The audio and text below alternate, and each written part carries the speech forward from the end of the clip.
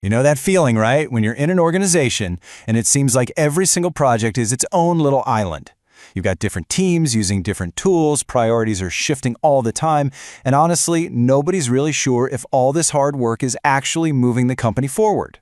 It's organized chaos, and it's a super common problem. The good news is there's a solution.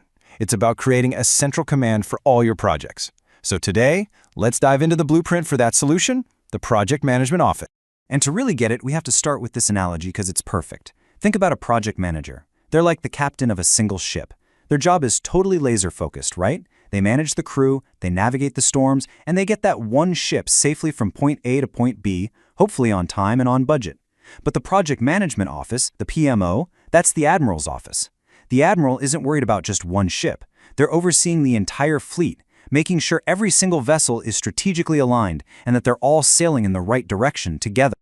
Okay, so that's the big picture. But what is a PMO, really? What's going on behind the acronym? Well, here's the formal definition. A PMO is a centralized team that basically sets the rules of the road for every project in the company. You can think of it as the central nervous system. It's the thing that brings consistency, visibility, and a little bit of control to how an organization gets its most important work done. And when you get it right, the benefits are huge. A good PMO acts kind of like an air traffic control tower for all your projects. It creates a standardized framework so everyone's finally speaking the same language. It makes sure that teams are sharing resources and using the best tools for the job so you're not constantly reinventing the wheel. It helps leadership prioritize what's actually important. It makes reporting 1,000 times better so you know what's going on. And maybe most importantly, it makes sure every single project is actually delivering real strategic value. All right, so let's say you're sold on the why. You see the value. But how in the world do you actually build one of these things? Let's get into the blueprint.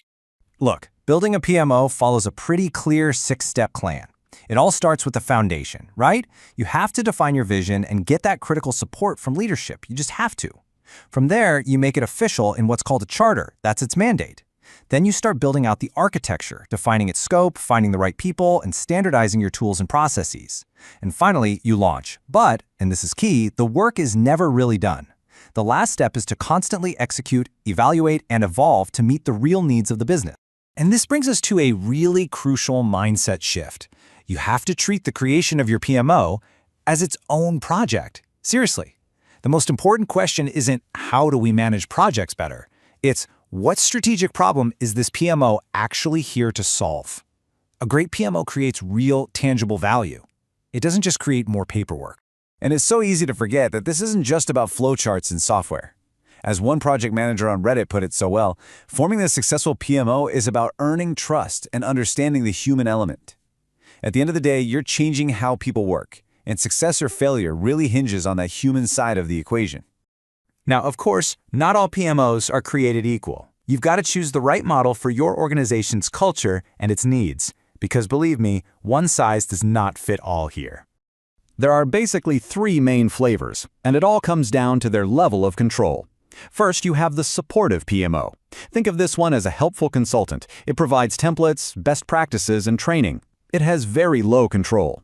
Then you've got the controlling PMO. This is more of a governing body. It enforces standards and makes sure everyone is compliant, medium control. And finally, there's the directive PMO. This one takes the wheel, directly managing projects and assigning project managers to them. That's high control. You also have to figure out where your PMO is going to live in the company. It could be an individual PMO dedicated to just one massive project, or it could be a departmental one serving a single part of the business, like the IT department. Or it could be an enterprise PMO, or EPMO, which sits at a very high level and helps drive strategy for the entire organization.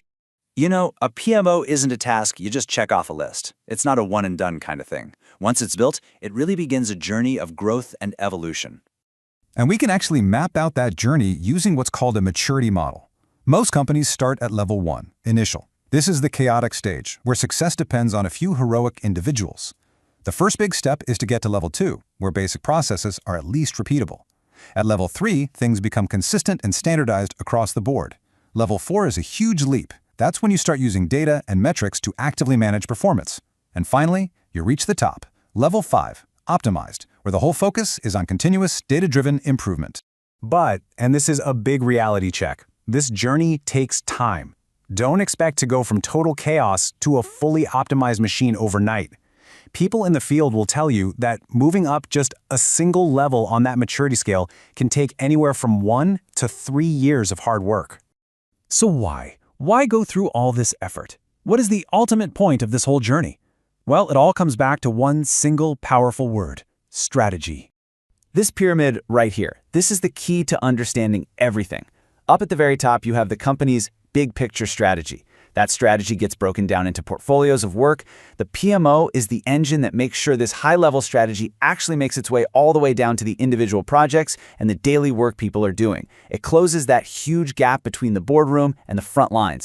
And just so we're all on the same page, when we say portfolio, what we mean is a collection of projects and programs that are all grouped together for one specific reason: to achieve those high-level strategic business goals. So let's circle all the way back to where we started, with our fleet. At the end of the day, the ultimate job of the PMO, the Admiral's office, is to make sure every single ship in that fleet isn't just sailing efficiently, but that it's also contributing to the overall mission, perfectly aligned and heading in the exact right direction. So this leaves us with one final crucial question. As you think about building a PMO, the vision you choose is going to determine what you get. Will it become a powerful engine that creates real strategic value? Or will it just turn into another layer of bureaucracy and paperwork? The choice, and the blueprint, is yours.